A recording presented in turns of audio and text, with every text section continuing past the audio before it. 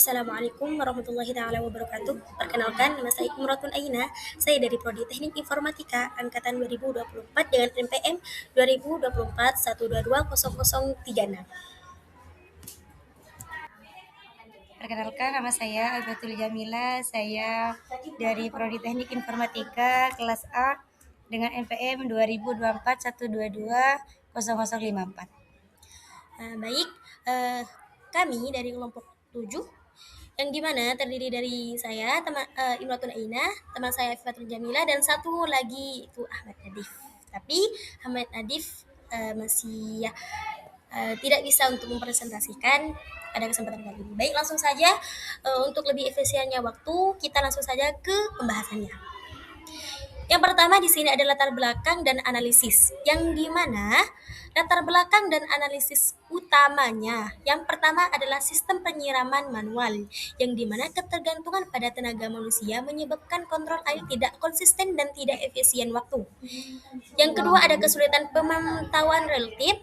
Kelembapan tanah bersifat dinamis, sulit dipantau terus-menerus oleh petani tanpa instrumentasi otomatis. Yang ketiga di sini ada resiko pertumbuhan, yang dimana overwatering memicu pembusukan akar, sementara water stress menurunkan kualitas panen dan penghambatan pertumbuhan. Yang keempat di sini belum ada prediksi otomatis, di mana kurangnya pemanfaatan teknologi ini untuk memitigasi resiko kegagalan pertumbuhan secara proaktif. Jadi, dari keempat analisis masalah utama yang kita akan bahas pada kali ini, di mana di sistem penyiraman manual, ini tergantung pada ketenagaan manusia, di mana penyebabnya ini akan terhadap terkontrolnya air. Kenapa? Kan jadi nantinya air itu tidak akan konsisten atau waktunya itu tidak akan efisien lagi. Dan yang kedua, pada kualitas pemanfaatan relatif atau waktu, yang dimana di sini tentang kelembapan pada suhu tanah.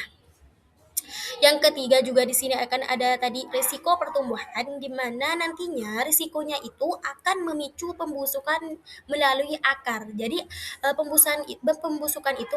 pembusukan itu akan dimulai dari akar tersebut, yang nantinya akan menurunkan kualitas pada tanaman tersebut. Yang terakhir di sini belum ada prediksi otomatis. Jadi, kurangnya pemanfaatan teknologi ini akan memicu yang namanya kegagalan pertumbuhan secara permanen seperti itu.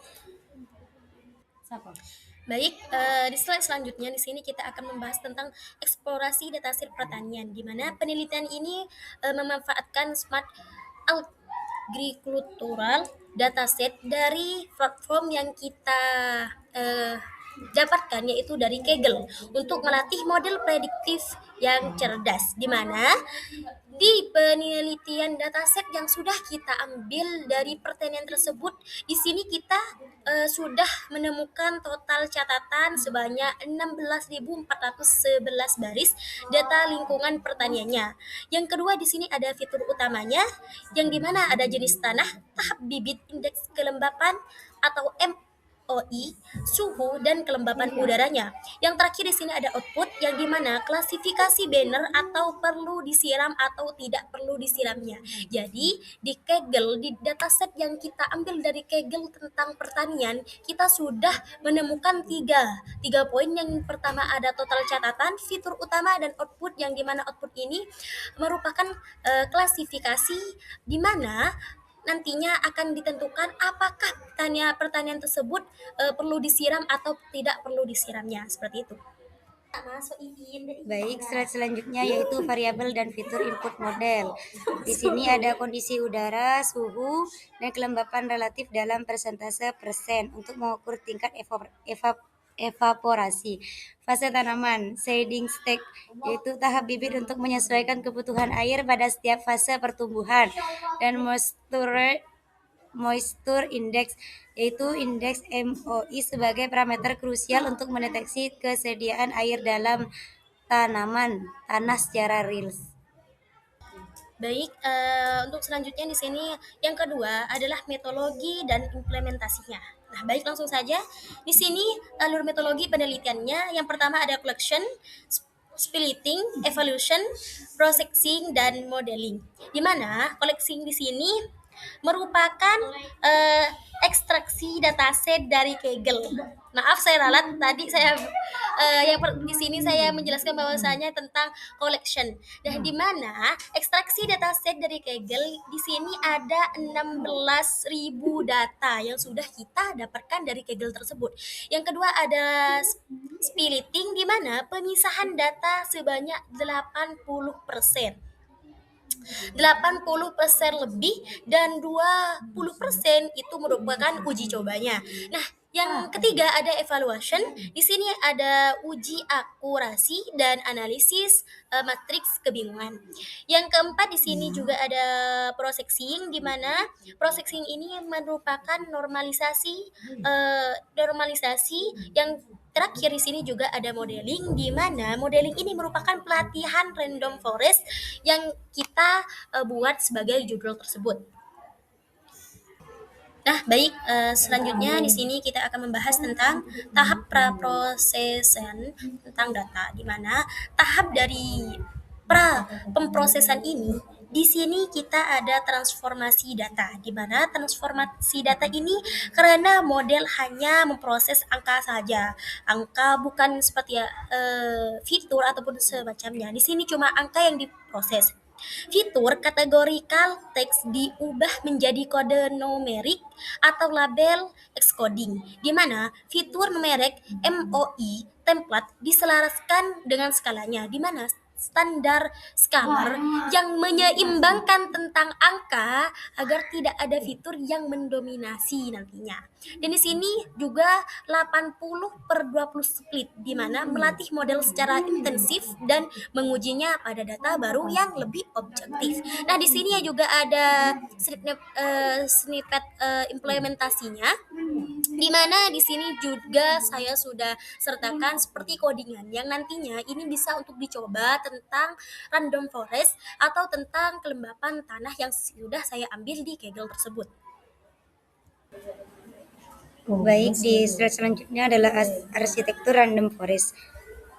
Ensemble learning strategi random forest bekerja dengan membangun kumpulan 100 pohon keputusan estimator secara paralel. Saat menerima data sensor baru, setiap pohon yang mengeluarkan prediksi individual model mengambil keputusan akhir berdasarkan majority voting suara terbanyak. Strategi ini menjamin stabilitas prediksi irigasi yang sangat kuat dan terhindar dari risiko overfitting. Baik, langsung saja di sini setelah itu hasil evaluasi performa model, di mana akurasi keseluruhan F1 skor atau normal, F1 skor perlu disiram, di mana model ini berhasil mendeteksi 98% rekal tanaman yang butuh air. Yang butuh air hampir tidak pernah melewatkan kondisi kekeringan tersebut. Jadi di hasil evaluasi performa model ini merupakan hasil dari di akurasi keseluruhannya. Jadi di mana akurasi keseluruhannya berada pada angka 90,62%,